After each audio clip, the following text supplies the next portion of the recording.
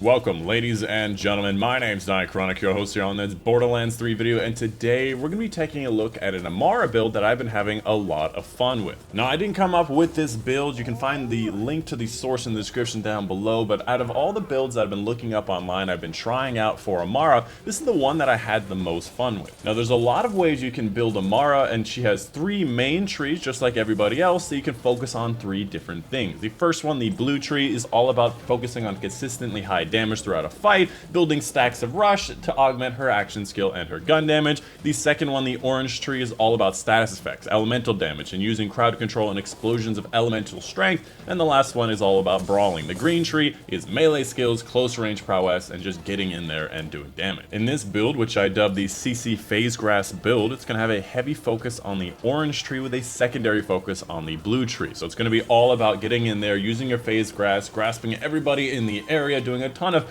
elemental damage, and just in general, lots of explosions and lots of fun. Moving on, let's go ahead and talk about the skills and the perks that you should select for this build. On screen now is a full level 50 allotment of all of the perk options that you should get. On top of the fact, it also tells you where you should be using your class mods. If you have a choice between certain class mods, that's where you should have the points. Now, I'm not level 50 at the time of making this video, but I still wanted to make this video because the general idea is still the same. Without going into specific detail of every single perk that you chose for this build, instead I'm going to talk about 2 main things. Firstly, the loadout for your action skill, and secondly, a general idea of the perks that were selected. For the action skill loadout, I like to use the ties that bind us, so basically all the enemies in the area of your Phasegrasp target also get damaged a little bit. With that, I like to use stillness of mind to also Phasegrasp anybody in the area of your original Phasegrasp target, making so they're all locked down, they're all still linked for the ties that bind us, and they're all getting hit with elemental explosion damage, and they're all not firing back at you. And finally, having Soulfire for incendiary damage is also really nice to have.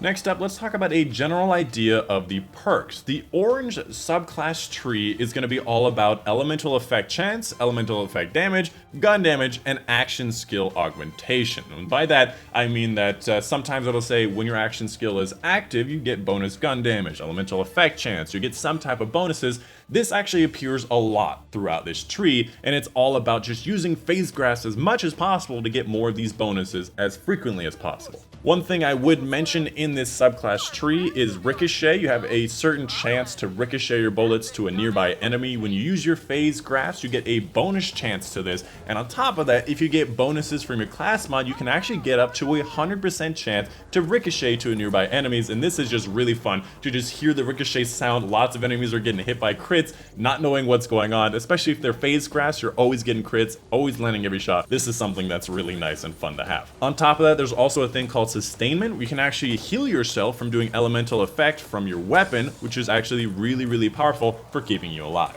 Moving on to the blue skill tree, this is going to be a focus on getting extra gun damage, action skill cooldown, getting more bonuses to using your action skill like gun damage, elemental effect chances, taking a little bit of advantage of the rush stacks, although not a lot of advantage. The main focus here is going to be a perk called Transcend to give you more crit damage and accuracy, getting more action skill cooldown with Restless, and then finally Wrath for getting more gun damage after using Phase Lock, which is really powerful and great synergy to the build. Lastly, let's talk about the strategy about how you use this build. In general, there's 3 things you need to keep in mind, and they're all pretty simple. First of all, use elemental weapons because you're going to get damage bonuses, effect chance bonuses, and just bonuses to everything you do by having elemental weapons. Secondly, you want to be phase grasping as frequently as you possibly can because you're getting gun damage bonuses, elemental effect chance, elemental damage bonuses, health bonuses just by phase grasping enemies all the time. And thirdly, when you phase grasp enemies, you usually want to phase grasp the tankiest, the biggest, the most badass in the entire group that actually can be phase grasped. And the reason for phase grasping the tankiest boy in the room is because you deal the most damage to the guy you're actually phase grasping, and the extra damage percolates to all the enemies in the area. And that's it. Those are the 3 things you need to remember for the strategy. It's not complicated. You don't have to have incredible aim. It's really kind of just like a phase grasp whenever you have the opportunity to and just shoot the guy in the head that you're phase grasping. Otherwise, just shoot all the enemies all around. It's not complicated. It's a lot of fun, and it's honestly something you really have to try if you haven't tried already. But that's the end of the video. I hope you guys did enjoy that build. A few things I want to say before the end of the video. Firstly, I am doing a giveaway right now. Astro A40 headset, some blue microphones, an exclusive event, Destiny 2 Shadowkeep emblem.